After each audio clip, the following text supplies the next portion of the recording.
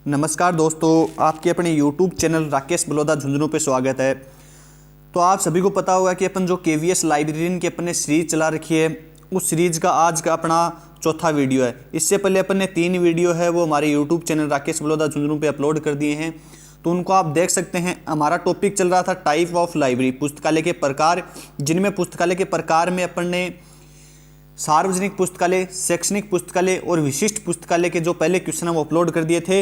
इससे अपन कल वाले जो लाइव सेशन का जो वीडियो बीच में रुक गया था, उसमें अपन ने सार्वजनिक पुस्तकालय से संबंधित कुछ क्वेश्चन हैं वो अपलोड किए थे। आज सार्वजनिक पुस्तकालय के जो बचे हुए क्वेश्चन हैं, क्योंकि आपको पता है कि सार्वजनिक पुस्तकालय से संबंधित हमेशा किसी भी प्रकार के एग्जाम में 1 या 2 क्वेश्चन हमेशा आते हैं और ये एक बड़ा टॉपिक है, क्योंकि ये आपको पता है कि भारत का राष्ट्रीय पुस्तकालय, तो इससे संबंधित तो क्वेश्चन आने हैं, कोई भी लाइब्रेरियन एग्जाम हो चाहे। तो उसके बारे में अपन आज क्वेश्चनों की बात करेंगे। आज जितने भी क्वेश्चन हैं इनको ज़्यादा से ज़्यादा बिल्कुल डिस्क्रिप्टिव मोड में पूरा करने की कोशिश करेंगे।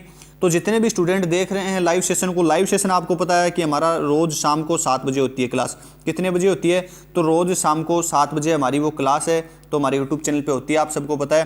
तो इसको लाइक करें, शेयर करें और अपने सभी दोस्तों को बताएं, ज़्यादा से ज़्यादा लाइव सेशन में जुड़ें। तो अपन आज स्टार्ट कर लेते हैं हमारा जो सेशन है उसको। तो किसी भी बंदे को नहीं मिले तो आप जब प्ले लिस्ट में जाओगे तो प्ले लिस्ट में जाने के बाद ऊपर लाइव का ऑप्शन आता है, उस लाइव ऑप्शन में जो क्लासें हैं वो आपको मिल जाती है, तो वहाँ पे आप इनको देख सकते हैं। अपन स्टार्ट करते हैं आज का अपना सेशन कि भारत का जो राष्ट्रीय पुस्तकालय है वो किस एक्ट के तहत पुस्तकें प्राप्त करने का अधिकार रखता है। बहुत बार एग्जाम में क्वेश्चन पूछा गया है और हमारे द्वारा बिल्कुल फैक्ट क्वेश्चन आंसर करवाए जाते हैं जो कि एग्जाम में पूछे जाते हैं। कचरा बिल्कुल नहीं कराया जाता और हमारी टीम के द्वारा PDF प्रोवाइड कराई जाती हैं, तो वो इस वीडियो के लास्ट में अपन बात करेंगे। तो यहाँ पे जो भारत का राष्ट्रीय पुस्तकालय वो किस एक्ट के तहत पुस्तकें प्राप्त करता है, 4 ऑप्शन दिए गए हैं। रजिस्ट्रेशन सोसाइटी एक्ट, अगला कि Paschim Bangal registration society act 1961, delivery of book act सन 1954, इसके बाद कॉपीराइट एक्ट सन 1957। चारों ही ऑप्शन हैं वो लाइब्रेरी से संबंधित हैं। अब अपन बिल्कुल राइट आंसर की बात कर लेते हैं, तो वो अपना क्या हो जाएगा, ये हो जाएगा डिलीवरी ऑफ बुक एक्ट सन 1954 के तहत भारत का राष्ट्रीय पुस्तकालय पुस्तकें प्राप्त करने का अधिकार रखता है। अब इसमें बात कर लेते हैं कि ये एक्ट क्या है। तो ये एक्ट है कि कोई भी प्रकाशक या कोई भी लेखक जब अपनी कोई पुस्तकें पब्लिश करता है तो उसकी 4 प्रतियां इस डिलीवरी ऑफ बुक एक्ट के तहत 4 प्रतियां, 4 जो डेपोसिटरी पुस्तकालय हैं, 4 क्या है डेपोसिटरी पुस्तकालय हैं, थोड़ा सा लिख लेना आप इसको आराम से। 4 डेपोसिटरी पुस्तकालय हैं, उसमें अपनी अपनी एक प्रतियां भेजता है। इस एक्ट के तहत एक प्रतियां चारों डेपोसिटरी पुस्तकालय में भेजता है। और इसमें क्या है कि इस एक्ट के तहत उसकी समय सीमा क्या होती है, 30 दिन के अंदर अंदर उसको क्या है कि अपनी बुक पब्लिश की है। तो जैसे आज बुक पब्लिश की है तो आज के 30 दिन तक उस जो अपनी 4 प्रतियां हैं वो 4 प्रतियां इस एक्ट के तहत, डिलीवरी ऑफ बुक एक्ट के तहत जो डेपोसिटरी पुस्तकालय हैं उनमें उनको भेजनी पड़ती हैं। तो इसका थोड़ा सा ध्यान रखना कि डिलीवरी बुक एक्ट के तहत लेखक अपनी कितनी प्रतियां भेजता है, 4। ये एग्जाम में पूछा गया। समय सीमा कितनी होती है लास्ट, तो 30 दिन के अंदर अंदर भेजनी पड़ती है। अपन बात कर लेते हैं कि अपना राष्ट्रीय पुस्तकालय भी इसी एक्ट के तहत प्रति प्राप्त करने का अधिकार रखता है। अब अपन अगले क्वेश्चन की बात करते हैं, क्योंकि कई बार यहाँ से क्वेश्चन पूछा गया है और पूछा क्या गया है वो सीधा ही पूछा गया है, इसको घुमाता नहीं है कभी भी एग्जामिनर। इससे पूछा गया कि डिलीवरी ऑफ बुक एक्ट कब बना, तो कब, सन 1954। कब आ जाएगा इसका, सन 1954 बिल्कुल राइट आंसर हो जाएगा। अब अगले क्वेश्चन की बात कर लेते हैं। अगला क्वेश्चन भी थोड़ा सा अच्छा क्वेश्चन है लेवल का, क्योंकि कई बार एग्जाम में पूछ लेते हैं कि भारत का राष्ट्रीय पुस्तकालय, भारत का जो राष्ट्रीय पुस्तकालय है उसकी ऐतिहासिक पृष्ठभूमि क्या है। ऐतिहासिक पृष्ठभूमि का आप समझ गए होंगे कि जैसे उनका इतिहास कब से कब तक रहा, कि पहले जैसे कोलकाता पब्लिक लाइब्रेरी की स्थापना हुई कब, सन 21 मार्च सन 1836 में कोलकाता पब्लिक लाइब्रेरी के बाद उसका जो मुख्यालय है वो जैसे कहाँ पे रहा, पहले कोलकाता में रहा, बाद में विलियम फोर्ट कॉलेज में हो गया, बाद में मेटकॉफ हॉल में हो गया, बाद में जैसे लॉर्ड कर्जन ने इंपीरियल लाइब्रेरी की स्थापना कर दी। उसके बाद सन 1892 में क्या हो गया, 1902 के लगभग आसपास में इंपीरियल लाइब्रेरी ऑफ इंडिया को प्लस कोलकाता पब्लिक लाइब्रेरी को नाम करके इंपीरियल लाइब्रेरी ऑफ इंडिया कर दिया गया। इसके बाद आगे जैसे जैसे इसका विस्तार होता गया वैसे वैसे बात कर लेते हैं कि 28 सितंबर सन 1948 को इंपीरियल लाइब्रेरी ऑफ इंडिया को change of the name act के तहत भारत के राष्ट्रीय पुस्तकालय का दर्जा दे दिया गया था। तो इस प्रकार क्या है कि ये भारत के राष्ट्रीय पुस्तकालय की ऐतिहासिक पृष्ठभूमि है और इस ऐतिहासिक पृष्ठभूमि से कई बार क्वेश्चन पूछे जाते हैं। तो यहाँ पे इसका बिल्कुल राइट आंसर क्या हो जाएगा, पहले क्वेश्चन को एक बार दोबारा पढ़ लेते हैं कि इंपीरियल लाइब्रेरी की। यहाँ पे क्या है कि इंपीरियल लाइब्रेरी है, इंपीरियल लाइब्रेरी की स्थापना किस वर्ष की गई थी? तो इंपीरियल लाइब्रेरी की स्थापना लॉर्ड कर्जन के द्वारा कब की गई? सन 1891 में की गई थी इंपीरियल लाइब्रेरी की स्थापना। और इंपीरियल लाइब्रेरी की स्थापना आपको पता ही होगा कि बंगाल के कई सचिवालयों को जोड़कर इंपीरियल लाइब्रेरी की स्थापना की थी। किसने? लॉर्ड कर्जन नाम के व्यक्ति ने। लॉर्ड कर्जन नाम के व्यक्ति ने। इनका थोड़ा सा ये ध्यान रखना, ये अंग्रेजी हैं, जो अंग्रेजी विद्वान थे, अंग्रेज थे ये, लेकिन इनका नाम याद रखना बहुत बार इंपॉर्टेंट होता है। कई क्वेश्चन मैं आगे बताऊंगा आपको जो बहुत बार यहाँ से पूछे गए हैं। इसके बाद अपन अगले क्वेश्चन की बात कर लेते हैं। थोड़ा थोड़ा डिस्क्रिप्टिव बात करेंगे। देखो ज़्यादा बात करेंगे तो समय आपको पता है कि वीडियो में ज़्यादा लगेगा, लेकिन मैं यही सोचता हूँ कि जो अच्छे से अच्छा मैटर है वो आपको प्रोवाइड कराएं। आप किसी भी राज्य से जुड़े हों, भारत के जितने भी राज्य हैं, आप कहीं से भी जुड़े हों, अपना नाम और अपने राज्य को जरूर कमेंट किया करो। वीडियो कैसा लगा वो भी कमेंट किया करो। आपको समझ नहीं आए तो जरूर समझने की कोशिश किया करो, क्योंकि कई स्टूडेंट हैं जिनको हिंदी समझ नहीं आती है। तो देखो अपन दोनों लैंग्वेज में नहीं बता सकते, लेकिन कुछ है जो वर्ड हैं वो आपको इंग्लिश में भी बता देंगे ताकि आपको हिंदी समझने में प्रॉब्लम ना हो। अगला क्वेश्चन है, बहुत बार एग्जाम में पूछा गया, हर बार एग्जाम में आता है लगभग, भारत के राष्ट्रीय पुस्तकालय के प्रथम पुस्तकालय अध्यक्ष कौन थे? तो इसमें 4 ऑप्शन दिए गए हैं। पहला ऑप्शन यहीं पे है, BS केसवन। अगले ऑप्शन के ऊपर बात कर लेते हैं, आप कमेंट करते रहें। अगला ऑप्शन है KM असदुल्ला खान, हरिनाथ डे और अजय प्रताप सिंह।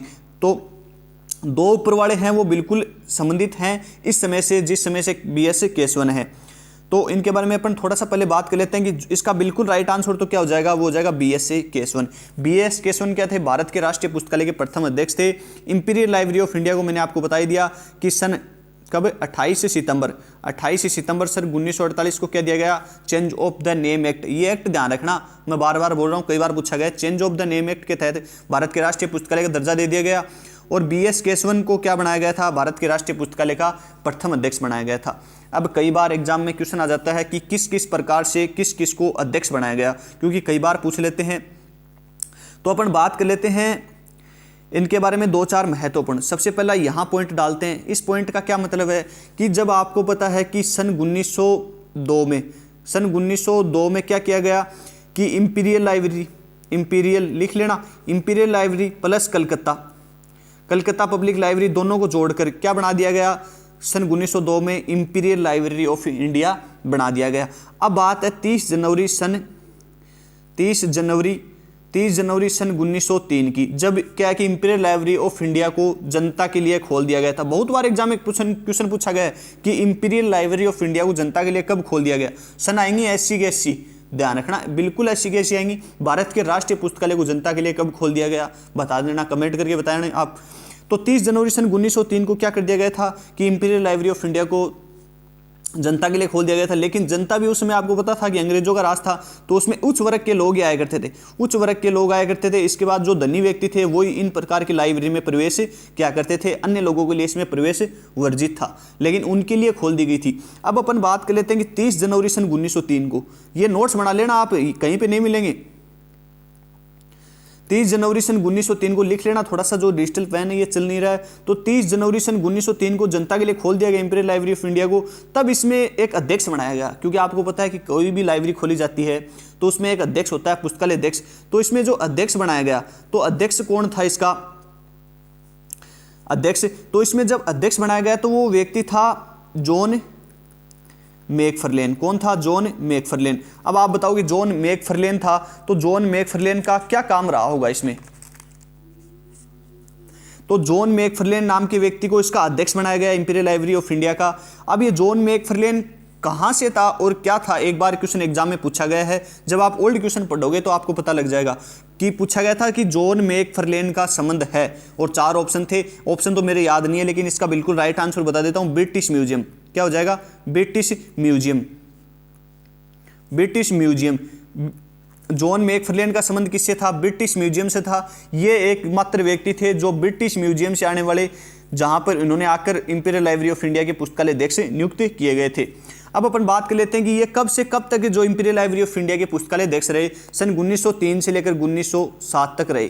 कब तक रहे? सन 1903 से लेकर 1907 तक।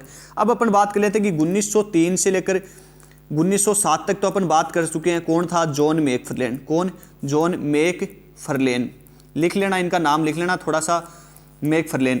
अब अपन बात कर लेते हैं कि सन 1907 के बाद जो इंपीरियल लाइब्रेरी ऑफ इंडिया का पुस्तकालय अध्यक्ष किसे नियुक्त किया गया, तो वो किया गया था किसे, हरिनाथ डे को। किसे, हरिनाथ डे। अब थोड़ा सा ध्यान रखना, कई बार एग्जाम में यहाँ से भी क्वेश्चन आ जाता है कि इंपीरियल लाइब्रेरी ऑफ इंडिया के प्रथम पुस्तकालय अध्यक्ष कौन थे, जॉन मैकफर्लेन। लेकिन ऐसे आ जाए इंपीरियल लाइब्रेरी ऑफ इंडिया के प्रथम भारतीय पुस्तकालय अध्यक्ष कौन थे, प्रथम भारतीय पुस्तकालय अध्यक्ष कौन थे, तो वो कौन थे, हरिनाथ डे। कौन थे, हरिनाथ डे। कब से कब तक रहे, सन 1907 से लेकर 1911 तक। अब 1911 के बाद कौन आएगा, तो 1911 के बाद 1911 से लेकर 1930 तक किसको बनाया गया, J.A. चोपमैन नाम के व्यक्ति थे। J.A. चोपमैन, थोड़ा सा मैं लिख देता हूं क्योंकि आपको लिखने में आसानी हो। J.A. चोपमैन नाम के व्यक्ति थे जिन्हें इंपीरियल लाइब्रेरी ऑफ इंडिया का पुस्तकालय अध्यक्ष नियुक्त किया गया। अब 1930 से लेकर कई बुकों में तो मिलता है 1945, लेकिन वो हो जाएगा कौन सा, 1948 तक। 1948 तक इंपीरियल लाइब्रेरी ऑफ इंडिया का पुस्तकालय अध्यक्ष किसे नियुक्त किया गया, क्योंकि जब तक आपको पता है कि 1948 के बाद तो इसे 28 सितंबर सन 1948 को तो change of the name act के तहत भारत का राष्ट्रीय पुस्तकालय घोषित कर दिया जाएगा, लेकिन ये अभी तक क्या है, इंपीरियल लाइब्रेरी ऑफ इंडिया। तो इसका जो अध्यक्ष किसको बनाया गया था, तो बनाया गया था K.M. असदुल्ला का। K.M. असदुल्ला खान नाम के व्यक्ति को क्या बनाया गया, इंपीरियल लाइब्रेरी ऑफ इंडिया का पुस्तकालय अध्यक्ष बनाया गया। इनका भी महत्वपूर्ण रोल रहा इसमें, क्योंकि इनके समय क्या हुआ था कि भारतीय पुस्तकालय संघ का जो गठन हुआ कब, सन 1933 में, और 1933 में इनका महत्वपूर्ण योगदान रहा, इसलिए इनको क्या बनाया गया था, भारतीय पुस्तकालय संघ के प्रथम सचिव। क्या बनाए गए, अध्यक्ष नहीं बनाए गए हैं, ध्यान रखना। प्रथम जो महत्वपूर्ण पर्सन है, प्रथम सचिव किनको बनाए गए थे, तो प्रथम सचिव हैं वो ILA के। आपको पता होगा ILA जो भारतीय पुस्तकालय संघ है, इनके प्रथम सचिव किसे बनाए गए, तो K.M. असदुल्ला खान को बनाए गए, क्योंकि इनके कार्यकाल में क्या हुआ, तो ILA की स्थापना हुई थी। इसके साथ साथ ही अपन ध्यान रखने अपन K.M. असदुल्ला खान के बारे में, तो K.M. असदुल्ला खान को क्या है कि खान बहादुर की उपाधि से नवाजा गया। खान बहादुर की उपाधि से नवाजा गया। और खान बहादुर की उपाधि से कब नवाजा गया था इनको, तो सन 1935 में। किसके द्वारा नवाजा गया था, तो ब्रिटिश पार्लियामेंट। कौन हो जाएगा, ब्रिटिश पार्लियामेंट के द्वारा K.M. असदुल्ला खान को सन 1935 में खान बहादुर की उपाधि से नवाजा गया है। इन्होंने क्या किया था, समय सीमा युक्त प्रशिक्षण कार्यक्रम का आयोजन भी शुरू किया था। कब, सन 1935 में। कब शुरू किए थे, 1935 से लेकर 1948 तक इन्होंने क्या किया था, 6 महीने से समय सीमा युक्त प्रशिक्षण कार्यक्रमों का आयोजन किया था। अब ये थोड़ा सा देखो, इतने अध्यक्ष हैं, इनको थोड़ा सा डिटेल वाइज लिख लेना। एक पेज भरेगा ये, मेरे तो कंटिन्यू याद रहता है, लेकिन एक पेज भरेगा और इस एक पेज में आपका सारा कुछ मैटर वो क्लियर हो जाएगा। अपन अगले प्रश्न की बात कर लेते हैं। अगला प्रश्न एक महत्वपूर्ण प्रश्न है कि भारत के राष्ट्रीय पुस्तकालय की स्थापना कलकत्ता पब्लिक लाइब्रेरी के नाम से कब हुई। ये ऐतिहासिक पृष्ठभूमि पूछ रहा है, यहाँ पे पूछ तो रहा है, कई पूछेंगे सर भारतीय राष्ट्रीय पुस्तकालय पूछ रहा है या कलकत्ता पब्लिक लाइब्रेरी, कि भारत के राष्ट्रीय पुस्तकालय स्थापना कलकत्ता पब्लिक लाइब्रेरी के नाम से कब हुई थी। तो कलकत्ता पब्लिक लाइब्रेरी के नाम से कब हुई थी, आप सबको पता ही होगा, मैंने आपको बताया भी है कब हुई थी। 21 मार्च सन 1836 को हुई थी कलकत्ता पब्लिक लाइब्रेरी की। अब एक J.S. स्टोकलर, नाम ध्यान रख लेना इनका भी, J.S. स्टोकलर नाम के व्यक्ति के द्वारा क्या की गई थी, कलकत्ता पब्लिक लाइब्रेरी की स्थापना की गई थी। उस समय इन्होंने एक समिति का गठन किया, जिसमें कुल 24 सदस्य थे। कितने सदस्य थे, 24 सदस्य थे। लेकिन कई बार एग्जाम में पूछ लेता है कि इसमें 2 भारतीय सदस्य थे। 2 भारतीय कौन कौन थे, तो एक का तो मैंने आपको नाम बता ही दिया है, कौन, हरिनाथ डे। कौन थे, हरिनाथ डे। लेकिन एक का नाम आप मेरे को बता सकते हो, आपको कहीं भी बुक में मिले तो मेरे को बता सकते हो, लेकिन मेरे को तो देखो पता है उसका नाम कि जो कौन थे। तो ये थोड़ा सा इस प्रकार ध्यान रखना, क्योंकि एग्जाम में कई बार क्वेश्चन पूछा जाता है कि हरिनाथ डे और उसमें एक व्यक्ति और था जो क्या है, इस समिति में भारतीय सदस्य थे, बाकी क्या थे, जो अंग्रेजी या विदेशी सदस्य थे, लेकिन 2 व्यक्ति इसमें क्या थे, भारतीय थे।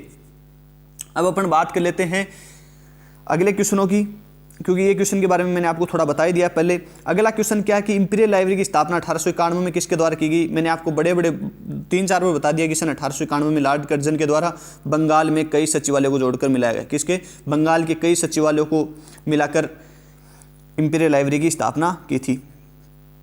अगला क्वेश्चन है, किस वर्ष कोलकाता पब्लिक लाइब्रेरी व इंपीरियल लाइब्रेरी दोनों का एक विलय कर इंपीरियल लाइब्रेरी ऑफ इंडिया के नाम से एक नया नाम कर दिया गया था। तो ये मैंने आपको पहले बता दिया, क्योंकि ये क्वेश्चन बनाए गए टीम के द्वारा, जो मैंने क्वेश्चन दिए थे वही बनाए गए, लेकिन वो है कि जो डिस्क्रिप्टिव अपन समझना चाहें तो अच्छे से समझ सकते हैं। क्वेश्चन याद नहीं होते, लेकिन थोड़ा सा क्या कि डिस्क्रिप्टिव समझे तो थोड़ा सा समझ सकते हैं। इसके बाद अपन अगले क्वेश्चन की बात कर लेते हैं। इसका कोई डिस्क्रिप्टिव है नहीं, मैंने आपको पहले बता ही दिया है। ये थोड़ा सा अच्छा क्वेश्चन है और लेवल का क्वेश्चन भी है कि नेशनल लाइब्रेरी यानी कि भारत के राष्ट्रीय पुस्तकालय की पहली आधिकारिक वेबसाइट कब जारी की गई। तो ये कब जारी की गई थी, ये जारी की गई थी 22 जनवरी सन 2002 को। कब? 22 जनवरी सन 2002 को भारत के राष्ट्रीय पुस्तकालय की आधिकारिक जो वेबसाइट है वो आपकी जारी की गई थी। अब अगला क्वेश्चन है कि इंपीरियल लाइब्रेरी को किस तिथि को जनता के लिए खोल दिया गया था। तो ये मैंने ऊपर बता दिया कि 30 जनवरी सन 1903 को ब्रिटिश म्यूजियम से आने वाले जॉन मैकफर्ले नाम के व्यक्ति के द्वारा इस पुस्तकालय को खोल दिया गया था वैसे। और जनता के लिए, तो ये जनता के उन्हीं के लिए खोला गया था, लेकिन केवल ये सामंत वर्ग है, उच्च वर्ग है तथा अमीर लोगों के लिए इस पुस्तकालय को खोला गया था।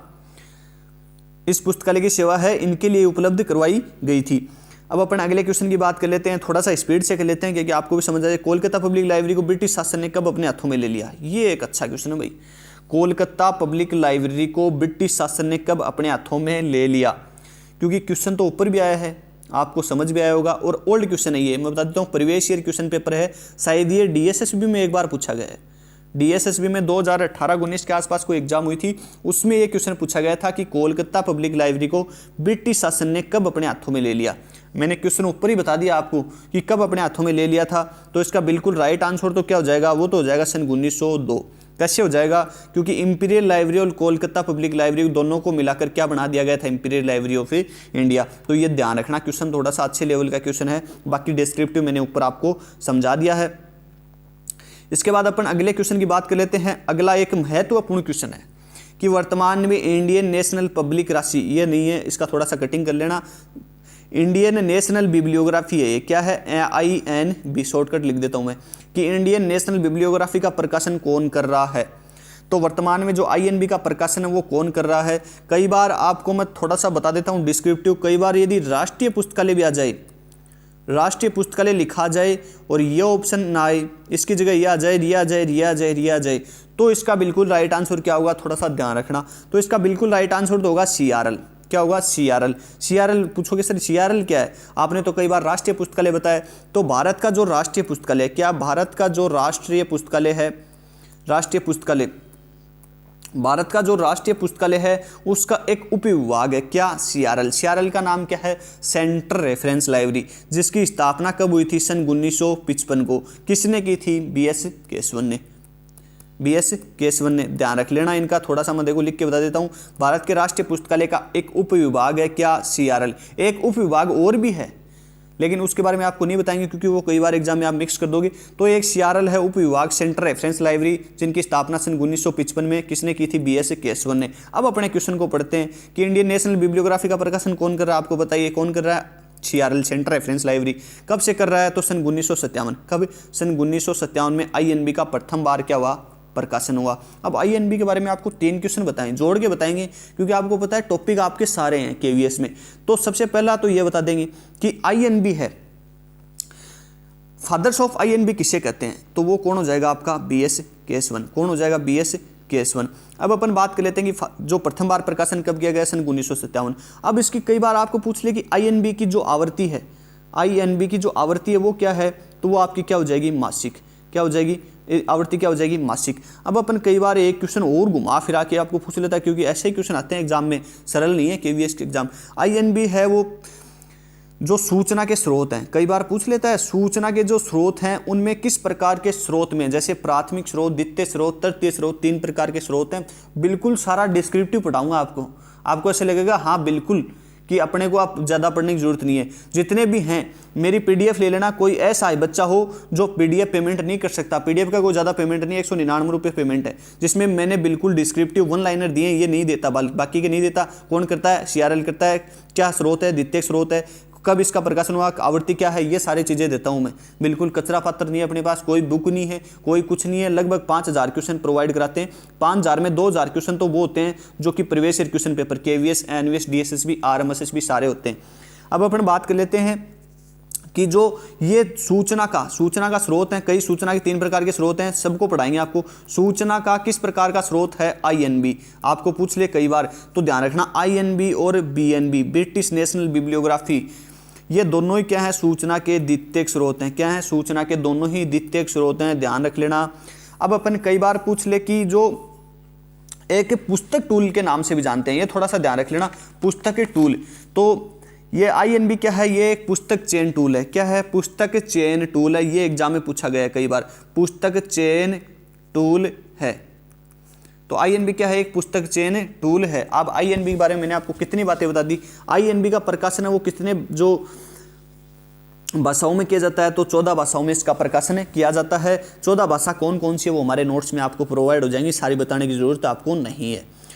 अगला क्वेश्चन क्या है कि इंडियन नेशनल वीडियोग्राफी लिख रखा है, लेकिन ये बिब्लियोग्राफी है, इसको थोड़ा सा देख लेना, कटिंग कर लेना। वर्तमान में कितनी भाषाओं में प्रकाशित की जाती है, तो मैंने आपको बता दिया कितनी भाषाओं में, 14 भाषाओं में इसका प्रकाशन किया जाता है।